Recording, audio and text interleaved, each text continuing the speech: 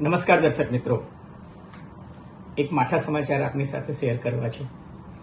જમ્મુ કાશ્મીરના પૂર્વ રાજ્યપાલ સત્યપાલ મલિકનું આજે 5મી ઓગસ્ટે મંગળવારે અંદાજે 1 વાગે દિલ્હીના રામ મનોહર લોહિયામાં કિડનીની બીમારીને કારણે લાંબા સમયથી તેઓ કિડનીના રોગથી પીડાતા હતા અને ગત 11મી મેથી દિલ્હીના રામ મનોહર લોહિયા હોસ્પિટલમાં દાખલ હતા.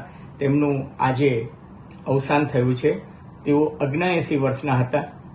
આજે મંગળવાર અને 5મી ઓગસ્ટ છે એટલે યોગાનુયોગ એક એવો દિવસ છે કે 2019માં એટલે કે બરાબર 6 વર્ષ પહેલા આજના દિવસે જમ્મુ કાશ્મીરમાંથી મોદી સરકારે 370મી કલમ જે છે એ રદ કરી હતી અને જમ્મુ કાશ્મીર જે રાજ્ય હતું એ રાજ્યના 2 ભાગલા પાડીને જમ્મુ કાશ્મીર અને લડાખ એમ 2 અલગ અલગ કેન્દ્ર શાસિત પ્રદેશ કરી નાખવામાં આવ્યા હતા. એ વખતે જમ્મુ કાશ્મીરના રાજ્યપાલ તરીકે આ નિર્ણય લેવામાં એમની પણ મોદી સરકારમાં ખૂબ જ નિર્ણાયક ભૂમિકા હતી, કારણ કે તેઓ બંધારણીય હોદ્દાની રૂએ જમ્મુ કાશ્મીરના રાજ્યપાલ હતા.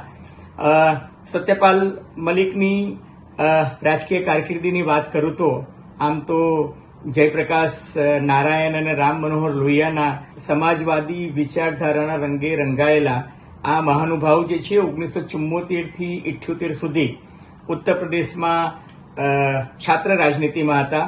મૂળ બાગપતમાં જન્મેલા અને એમનો જન્મ જે છે એ બાગપતમાં એક જાટ પરિવારમાં કિસાનને ત્યાં થયો હતો 24મી જુલાઈ 1946ના રોજ.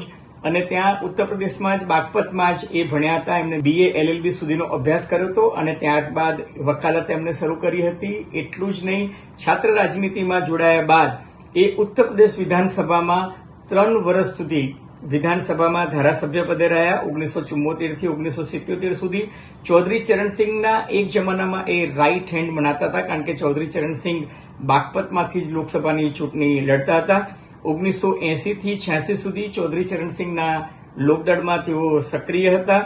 ત્યારબાદ 1984માં ઇન્દિરા ગાંધીના અસેસિનેશન એટલે કે ઇન્દિરા ગાંધીની જે રાજકીય હત્યા થઈ હતી ત્યારબાદ તેઓ કોંગ્રેસ પાર્ટીમાં જોડાયા હતા અને કોંગ્રેસ પાર્ટીમાંથી રાજ્યસભામાં એમને ઉત્તર પ્રદેશનું પ્રતિનિધિત્વ કર્યું હતું.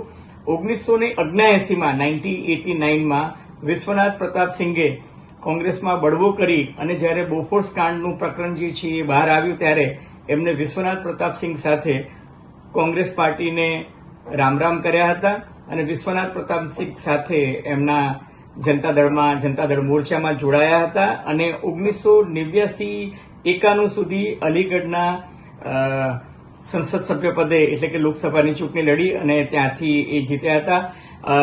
ત્યારબાદ વિશ્વનાથ પ્રતાપ સિંઘની સરકારમાં એ સંસદીય બાબતોના મંત્રી અને પર્યટન મંત્રી તરીકે પણ રહ્યા હતા. ટૂંકમાં લોકસભા અને રાજ્યસભામાં એમને સભ્ય તરીકે, સાંસદ તરીકે અત્યંત સક્રિયતાથી ભૂમિકા નિભાવી હતી. 2014 બાદ એ ભારતીય જનતા પાર્ટીમાં જોડાયા હતા અને ભારતીય જનતા પાર્ટીમાંથી જોડાઈને એમને અજીતસિંહ સામે લોકસભાની ચૂંટણી લડી હતી. ત્યાં એ હારી ગયા હતા, પરંતુ ભારતીય જનતા પાર્ટીએ એમનું જે કોન્ટ્રીબ્યુશન હતું, જાટ નેતાઓ અને જાટ બિરાદરી સાથેના જે એમના સંબંધો હતા એ જોઈને એમને રાજ્યપાલ પદે પહેલા 1 વર્ષ માટે બિહારમાં, ત્યારબાદ 1 વર્ષ માટે ઓડિશામાં અને ત્યારબાદ 2018-19માં એમને જમ્મુ કાશ્મીરના રાજ્યપાલ તરીકે નિયુક્ત કર્યા હતા.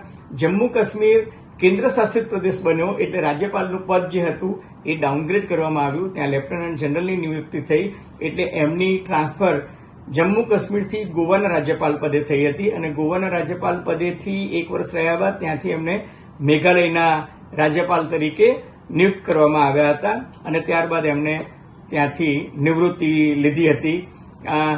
જાહેર જીવનમાં જાટ પરિવાર પૂરતું એમનું રાજકારણ સીમિત નહોતું.